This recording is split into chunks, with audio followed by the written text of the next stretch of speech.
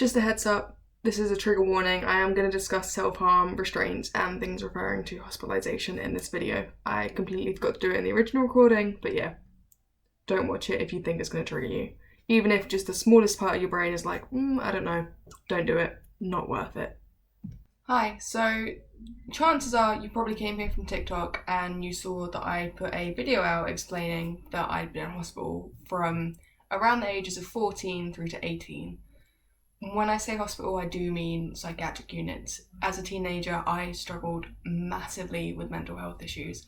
For some reason, I was one of those like gifted kids. And I mean, if any of you were ever like a former gifted kid, you know, it starts with, you have a higher reading level. Maybe you were ahead in your classes. You were always struggled to fit in maybe with like social skills. I know I did. And then suddenly you get to a teenager and you have all this pressure to do all this stuff, and it's like it just goes downhill. I struggled with depression, I struggled with anxiety. I just completely felt like if the world was like a jigsaw, I was the piece that just did not fit. So to start with, my name is Harley. I'm 24. I've been diagnosed with BPD. I'm waiting on a diagnosis of ADHD and autistic spectrum disorder, and that's pretty much it. I mean, I've also got depression and anxiety, but to be honest, that just seems to be, I mean, it's bad to say, but it feels like regular stuff at this point. Like, it feels like so many people suffer from this sort of thing now that it's horrifically common, and that's just where we are in life at the moment. So when I was a teenager and I was in high school, I was doing well to start with. Well, take it back to primary school. I was a gifted kid, yeah, like I said before.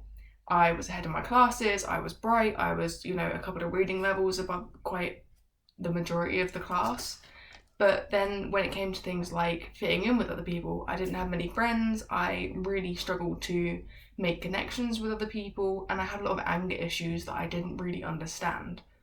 Take it up to high school, a lot of these anger issues developed into me constantly being in fights. I started bunking out of class, I refused to do homework, I just stopped doing work completely. And there became a turning point where I was like, this is it, I'm going crazy, like I need a doctor's appointment. And I remember trying to get my mom to book a doctor's appointment, and she was like, if you don't tell me what it's for, I'm not doing it. And I was like, well, I can't tell her, I can't tell my mom, I'm going crazy, what's she gonna think? That wasn't what she thought. She thought I was pregnant and I hadn't told her. I mean, completely different. I mean, raging lesbian over here, far from it, but what can you do? And so for a couple of months, this was probably in year 10. So I was I was 13, 14, and I was really struggling with all these mental health issues. I'd started self-harming. It wasn't bad, it was like, scratches. But of course, self-harm in any level is bad. The fact that you felt the need to hurt yourself is significant on its own. But yeah, so that happened. There'd been a couple of incidents where I'd been in trouble with the police, I'd done some property damage. It wasn't necessarily anything, I'd just been climbing on the rooftops of the local town and some of the tiles had fallen off where I'd been walking. But, in the eyes of the law, that is criminal damage, so can't argue with that. In the end, there was a couple of incidents where I was placed under a section 136, and for those of you that don't know, that is a 72 holding section. It's like an assessment period that the police can basically place you under. It's almost like a form of arrest, but instead of it being criminal, it's to do with your health. So they then take you to your local 136 suite, which is often by a hospital or by your local psychiatric unit. And you'll be placed there, you'll be waiting for an assessment, a doctor will come and decide whether you can go home and go under your local care team, which, if anyone knows with CAMS, useless, absolutely pointless, not worth it. And that happened a few times. I was sent home. And then one time I was placed under a section 2. Now that section is essentially, it's 28 days and it is an assessment section. So you're not willing to go into hospital, or you're too unwell to make that decision for yourself. So the doctors decide to place you under a section 2 so you can receive the care you need, and for those doctors that then take over to decide whether you need further treatment or not. So, the first hospital I was sent to was, well, it's now been shut down for abuse. And that should really tell you all you need to know. So, when you go into hospital, regardless of whether or not you're under section, they have to explain your rights to you. So if you're informal, they let you know whether that you can go and leave anytime you want. You're free to ask to discharge yourself. And then if you're in section 2, there's like a whole list of things you're not allowed to do. You can't discharge yourself. They have the right to give you any medication, things like that. The hospital I was in at the time never did any of this. I didn't know I was in section, but then that also meant that when my section ended, I didn't know that either.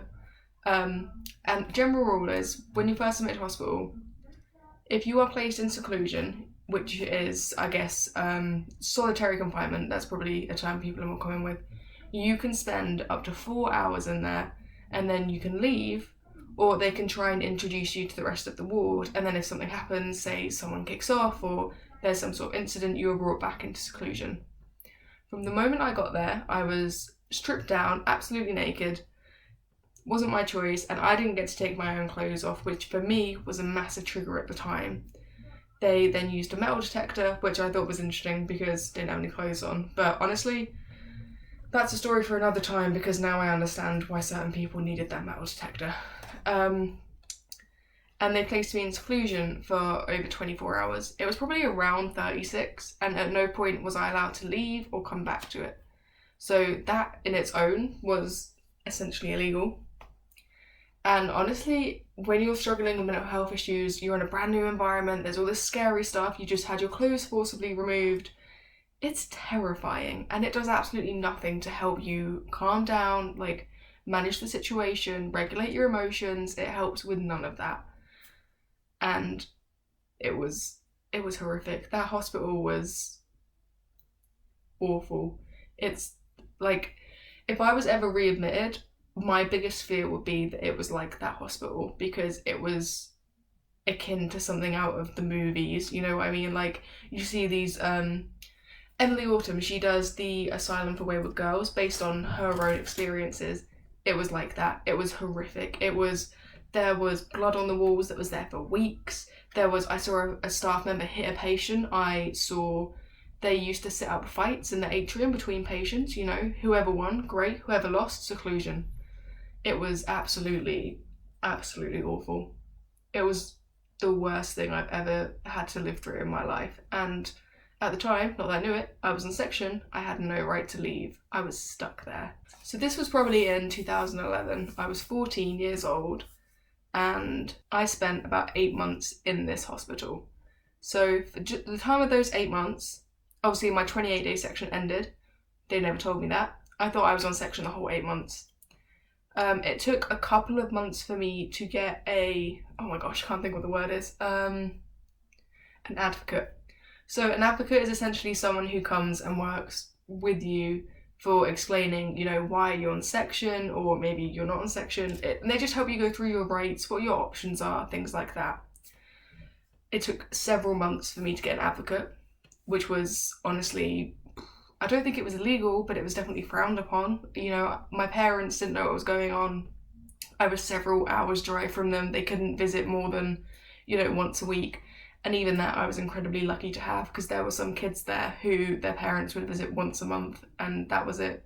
What I will give them credit for is, because it was a private hospital, they had a private chef. Like, the food, couldn't fault it, delicious. Everything else, awful. There was one time after an incident I mentioned earlier where I saw a member of staff hit a patient unprovoked. Not unprovoked, I think the patient was chatting some nonsense, you know, talking shit, and was getting quite, not violent, but like aggressive with their words. And this female nurse just turned around and slapped her in the face, and I was like, you can't be doing that. Like, I'm sure there's rules. Like, please tell me there's rules, because this changes things. And I remember filling out a complaint form against her, because I was like, I don't want to be where she has the power here, because that's terrifying. And I remember giving her the complaint form, and they had like an office that had like a window in, so you could watch what they were doing and vice versa. And I literally watched them put it straight in the bin. And I was like, okay, I'm completely on my own here. I absolutely no hope. Absolutely nothing. Like, I've heard stories of prison and things like that, and honestly, this hospital was worse. So this hospital was categorised as a low secure hospital. I suppose it's similar to prisons in a way. You have an open hospital, which is for people who aren't seen as necessarily an absconding threat, or they don't have particularly violent tendencies. They're not going to try and run away. They're not going to try and hurt people. Then you have low secure, which is, all the doors are locked. The staff obviously are more prepared to deal with people who go the extra step to hurt themselves or hurt others. And then you have medium secure, which their assessment stay is a minimum of 3 months. They are akin to a category B prison. So you've got a lot of absconding risks, you've got much more violent inpatients, whether it be to themselves or to others. And then your high secure, you're looking at places like Broadmoor. Now, I had a friend who spent some time in a medium secure, and we used to write letters to each other because we weren't allowed to ring each other. And my hospital was far more secure than hers. She was like, yeah, but we got to play video games, we get to do all these groups, we got to go out on these walks and everything. And I'm like, dude, we aren't even allowed tampons. Oh, it was horrific. I don't ever want to go to a place like that again. I don't ever want to be in the mindset where I end up in a place like that again. It was absolutely awful. It was absolutely the worst time of my life. But honestly, that hospital doesn't exist anymore. It's shut down. It was run by a company that used to run, well, I say used to, still runs a lot of the immigration and prisons in the UK. So chances are you know what that company is, even with a little bit of research, and they are renowned for abuse scandals. Whether it be abuse of power, leaving people in horrific conditions. It's something that's very common with that company, so I wasn't surprised when I found out that they ran it, to be honest. But as I said, this was my first hospital admission, and this was by no means the standard, because after this I was stepped down to a open ward where essentially they decided that because I'd spent so long in a secure environment, I couldn't go straight home. So I would go to an open ward where I would be able to sort of readjust to society a bit more, have a bit more freedom, get used to that, and then I would go home. And my admission to the open ward was a completely different story. I was allowed to go on walks from, I think, the 3rd day. I wasn't on section, I could do all these things, I could have things in my room, I was allowed, I could have an iPod that I could listen to music. It was amazing. There was a TV that was, it was behind a box, general rule, it's just that people don't smash the TVs, which happens more often than you want it to. There was a gaming console, the staff were nice. It was just such a different story. So the first hospital I was in, absolutely not what you would expect from your first admission. If that was ever your first admission, complain to the CQC because illegal as hell, absolute brown town, not the one. But yeah, this is a short video. Chances are you did come in from TikTok, like I said at the start, but if you liked it, please do like and subscribe. I will do more of these because I spent the best part of 3 years in hospital. I've got 1,000,001 different stories. I could do a frequently asked question. I can also go through what all the different sections mean. I could go through medication. That's another thing. When I got to this hospital, right, sorry, I have an awful memory. I don't know why. It just be like that. They put everyone on the same medication, which is olanzapine. It's an antipsychotic, but its side effects essentially turn you into a zombie. You get so sleepy and so hungry, and that is literally all you are capable of. Sleep, eat, sleep, eat. And it was almost like it was their way of controlling people. They would just over-medicate. We were all on the highest dose that children could be on. And I don't really know why, because I didn't go into that hospital with any symptoms of psychosis. Yeah, I had depression, and yeah, I had intrusive thoughts, but that medication did nothing to help it, and I explained this to them multiple times, and they did nothing about it. Everyone was on the same dose, the same medication, and we were all zombies. And at no point in this hospital did they ever offer, they offered CBT, you could do a couple of weeks of it, and that was that. If you're going to spend 8 months in a hospital, you would think they would have a more robust therapy structure. Instead, their only thing they did was a cooking class once a week and sports once a week. And I've got to be honest, when you're in hospital because you've got mental health issues, you need a bit more than some PE and food tech going on, don't you? Oh, it's just, it was just such an awful time. I'm so glad that place has gone, because I couldn't imagine other kids being stuck in that place. It was absolutely awful. Absolutely awful. And they had this rule as well that, I don't know if it's a rule or if they just decided it was a rule, that if someone hits someone in a restraint, whether it be on purpose or by accident, like let's say someone's trying to hold down legs and they accidentally get kicked in, you know, the arm, the leg, whatever, they had 5 seconds to hit you back, and they could do that absolutely fine. They could just punch the crap out of you and that was fine. And I've never experienced that in any other hospital, so I don't know. I don't think, that doesn't sound right. Like, it definitely sounds like a bad time, but I couldn't tell you whether or not that's the truth. And the other thing we had was education, but their version of education was colouring in.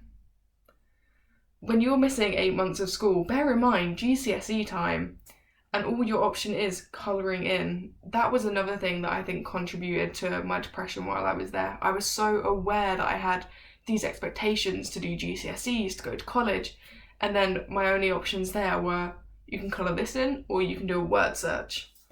And that just, it does nothing for distraction, you know? Like, I knew I had all these things to be doing and I just wasn't given the option of them. It's so stressful. And their restraints a lot of the time were illegal. So with hospital restraints, well, I don't know if illegal necessarily, but definitely not the correct way to do it. The general rule of restraints is that you should not hurt the person in the restraint. You shouldn't do it to cause pain, and you shouldn't restrain someone necessarily on their front. I remember seeing a pregnant girl, heavily pregnant at that, be restrained on her front. What the fuck? Like, what the fuck? Now, I only saw it a couple of times, but to be fair, she wasn't a very active person with acting out, so I don't know if it was just at those times that's what's happened. But they would rugby tackle you, they would just come and kick or just pull your legs out, and you would literally land on your face on the floor. It was absolutely horrific. There was just no way around it where they were gentle with anything. You would end up with these massive bruises on your arms and your legs. It was awful. It was just, ugh. Like, when I think back to that, it's like, oh, it's just not worth it, man. Not worth it at all. But yeah, like I said, I was stepped down after that, but I will save the stories for that hospital for the next video. But yeah. Yeah, I don't know why I suddenly went off with like and subscribe in the middle. Honestly, panicked. Didn't realise I was going to remember so much. But as I said, like and subscribe. I'll know if you don't. And also, I'll stick a thing at the end of this. I don't know, I'm still figuring out technology. It will have my TikTok on it. I do a lot of ranting on there as well. So yeah. Bye!